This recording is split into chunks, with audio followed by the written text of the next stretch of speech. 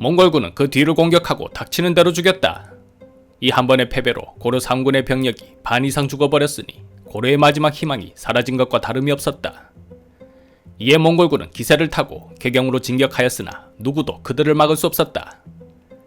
몽골군은 당했던 것에 보복이라도 하듯 지나가는 곳마다 백성들의 시체가 산처럼 쌓이게 하였으니 그 잔인함이 이루 말로 다 표현할 수가 없었다. 그렇게 남진한 몽골군은 고려의 수도 개경을 완전히 포위하였다. 장수 하나가 말했다. 명만 내리십시오. 궁궐로 침입하여 모조리 죽여버리겠습니다. 살리타이가 명했다. 고려는 결코 만만한 자들이 아니다. 귀주성에서 경험해보지 않았더냐. 개경은 고려의 수도이니만큼 저들은 더 필사적으로 싸울 것이다. 그때는 아무리 우리라 하더라도 쉽지 않을 것이다. 그럼 어찌하면 좋겠습니까? 우선 저들의 길을 좀 죽여놓아야겠다. 이 근처에 있는 흥왕산은 고려의 호국 사찰이다. 그곳을 짓밟는다면 놈들도 생각이 달라질 것이다. 살리타이가 흥왕산을 공격하자 정말로 효과가 있었다. 고려는 즉시 감찰의사 미네를 사신으로 보냈다. 그대는 무슨 일로 온 것인가? 우리 고려는 몽골과 화친하고자 합니다. 나는 이곳 개경을 쑥대밭으로 만들 생각이다. 이제 와서 무슨 얼어 죽을 화친이냐? 고려와 몽골은 함께 거란을 물리치는 등 사이가 좋은 형제지국이었습니다. 저고의 사건은 정말로 오해십니다. 우리 고려는 몽골과 싸울 듯이 조금도 없사옵니다. 이쯤 되자 살리타이도 흥분을 가라앉혔다. 귀주성에서 워낙 거센 저항을 경험해봤기에 이 정도 선에서 항복을 받아내는 것도 나쁘지 않았다. 어차피 몽골의 목표는 금나라와 남송이었으니 고려에서 시간을 지체해서는 안 되기도 하였다. 우선 돌아가 기다리고 있거라. 곧 황제의 천문을 너희에게 전달할 것이다. 며칠 후 살리타이는 항복했던 조숙창 등 사신 9명을 고려 조정에 보냈다. 고종과 신료들은 잔뜩 얼은 표정으로 사신의 말을 기다렸다. 바로 조정과 백성들의 운명이 결정되는 순간이었다. 황제께서는 고려가 진정으로 뉘우치고 항복한다면 모든 것을 용서해 주겠노라 말씀하셨소. 고종과 신료들은 안도의 한숨을 쉬었다. 하지만 대원수께서는 고려를 마냥 믿을 수는 없다고 하셨소. 고려가 성의를 좀 보여준다면 모를까. 그냥 물러날 몽고군이 아니었기에 고종은 어느 정도 예상은 하고 있었다. 다만 너무 무리한 요구가 아니길 바랄 뿐이었다. 그래야지요. 어찌하면 우리의 진심을 알아주시겠소. 군인이 입을 100만 불의 군복, 말 2만 필, 수달피 2만 장, 왕족과 관인의 아들과 딸 각 1000명을 몽골로 보내시오. 너무나 엄청난 요구에 고종은 입을 다물지 못했다. 그렇다고 거절할 입장도 되지 못했다. 할 수 있는 일이라고는 확답을 미루는 일뿐이었다. 장군이 요구한 물품은 짐이 최선의 노력을 다해 마련해보겠소. 하지만 처음부터 될 일이 아니었다. 고려에서 수달피 2만 장을 어떻게 구할 것이며 100만 벌의 군복은 또 어찌 마련하겠는가. 무엇보다 언제 죽을지도 모를 인질로 자녀들을 보낼 관리들은 어디에도 없었다. 그래도 액션은 취해야 했다. 고종은 살리타이에게 잔치를 베풀어주고 고가의 물품을 선물하는 등 그의 마음을 달래기 위해 안간힘을 썼다. 살리타이는 주는 뇌물을 마다하지 않고 넙죽넙죽 잘도 받았다. 고종은 얼마 후 사신을 보냈다. 전국을 다니며 온 사방을 샅샅이 뒤져 겨우 구하긴 했으나 부끄럽게도 장군께서 말씀하신 양에는 미치지 못합니다. 그래도 우리 고려로서는 최선의 노력을 다했사오니 장군의 양해를 바라옵니다. 그래, 얼마나 구해왔느냐? 말 170필, 수달피 977장, 군복 1000벌이 옵니다. 살리타이의 표정은 못마땅함이 역력했다. 몽골로 보낼 왕족과 관인의 자녀들은 왜 없는 것이냐? 우리 고려는 오직 한 사람의 정실과 혼인할 수 있으므로 소생이 많지 않습니다. 1000명이나 되는 자녀를 몽골로 보낸다면 대가 끊어짐과 마찬가지가 됩니다. 어느 관료가 이를 감당할 수 있겠습니까? 그래서 얼마나 보낼 수 있다는 것이냐? 지금 관리들을 설득하고 있으니 500명 정도는 가능할 것 같습니다. 이래서 안 된다, 저래서 안 된다. 뭔 말이 그렇게 많은 것이냐? 기껏 살려줬더니 너희들이 지금 내 인내심을 시험하는 것이냐? 그럴 리야 있겠습니까? 저희는 정말 최선을 다하고 있사옵니다. 어차피 처음부터 무리한 요구라는 것은 살리타이도 알고 있었다.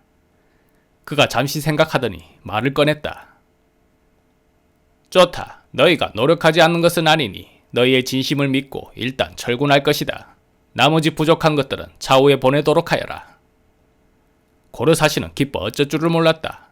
요구한 것에 한참 미치지 못해 어쩌면 목이 달아날 수도 있다고 생각했는데 군을 철수한다니 기대 이상의 성과였다. 하지만 그런데 말이지, 나는 귀주성에서 겪은 수모를 잊지 않고 있다.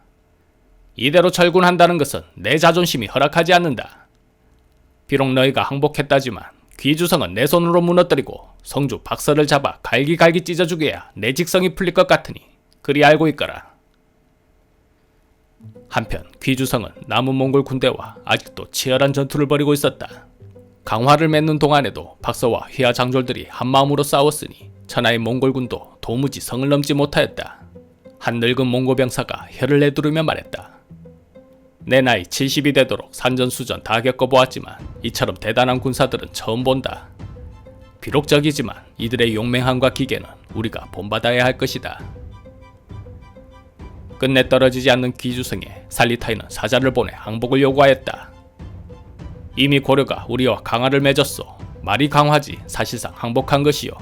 장군께서 이곳에서 싸우는 것은 무모한 희생만 느리는 꼴이 되어 이제 그만 항복하시오. 항복한다면 목숨은 살려줄 것이요. 박서는 단호히 말했다.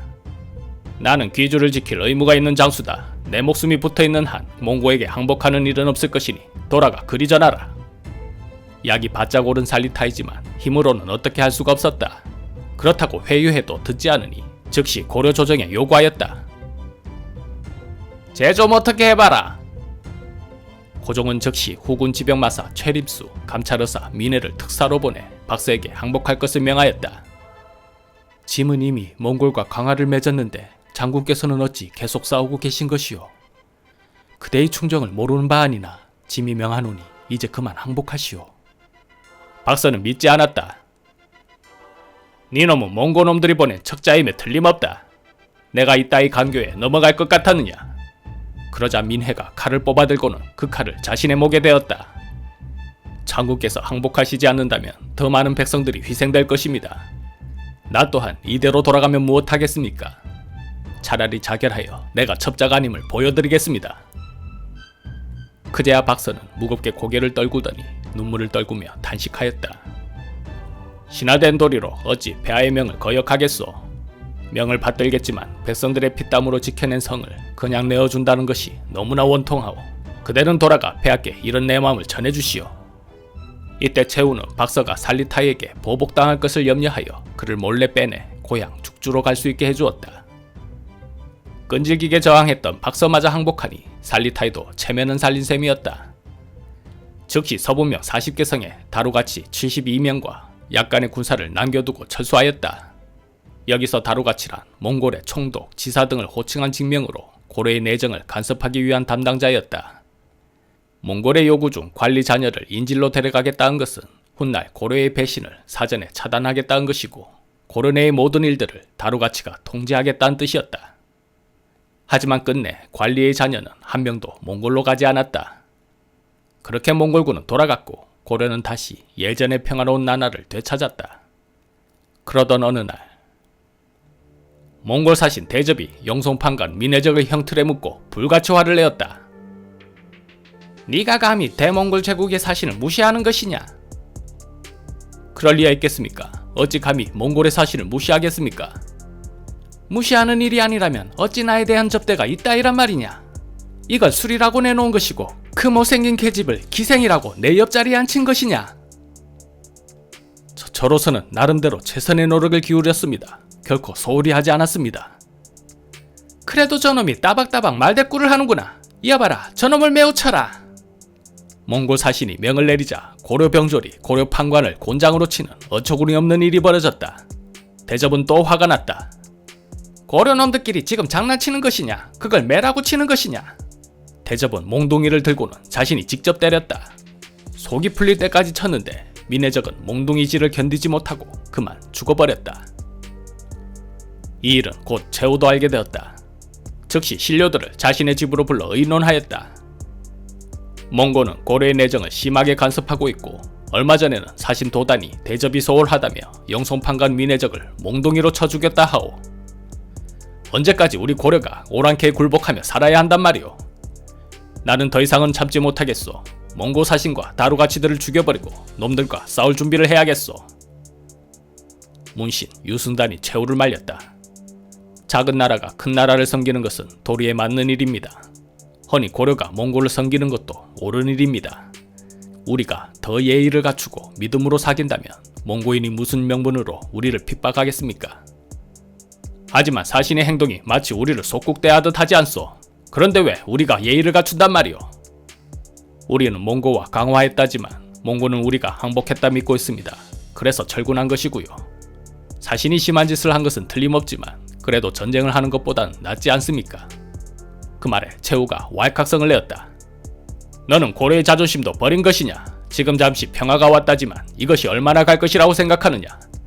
몽고놈들의 요구를 들어주기 시작한다면 끝이 없을 것이고 다 내어주고 더 이상 줄 것이 없을 때는 목숨을 내놓으라 할 것이다.